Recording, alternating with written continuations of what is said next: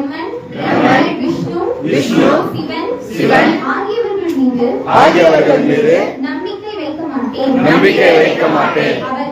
அவர்களை வணங்கவும் மாட்டேன். நான் கடவுளர்களின் அவதாரமாக நம்பப்படும் ராமன், கிருஷ்ணன் ஆகியவர்கள் மீது நம்பிக்கை வைக்க மாட்டேன். அவர்களை வணங்கவும் மாட்டேன். நான் கௌரி, கணபதி மற்றும் இந்துக்களின் மற்ற ஆண் பெண் கடவுளர்களின் மீது நம்பிக்கை வைக்க மாட்டேன். அவர்களை வணங்கவும் மாட்டேன். நான் கடவுள் அவதார கொள்கையை நம்பவில்லை. பகவான் புத்தர் விஷ்ணுவின் அவதாரம் என்பதை நான் நம்பவில்லை. நம்ப போவதும் இல்லை. இந்த அவதார பொருட்டு சுத்த பைத்தியக்காரத்தனமானது, விஷமத்தனமானது என்றும் நான் நம்புகிறேன். ஒருவர் இறந்தால் திதி செய்யும் சடங்கையோ பிண்டம் கொடுக்கும் சடங்கையோ நான் செய்ய மாட்டேன். புத்தருடைய கொள்கைகள் மற்றும் மரபுரைகளுக்கு எதிராக ஒருபோதும் நான் செயல்பட மாட்டேன்.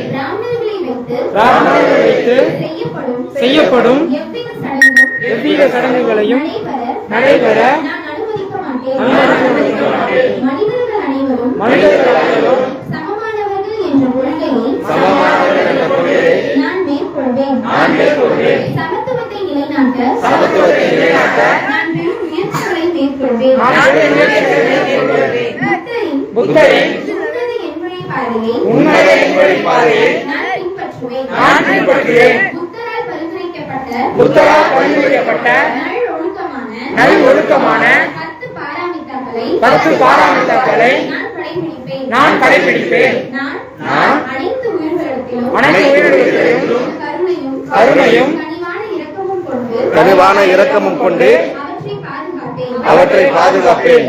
நான் கொடுக்கப்படாததை எடுக்க மாட்டேன். நான் பொய் பேச மாட்டேன். நான் பிறர் காம செயலில் ஈடுபட மாட்டேன்.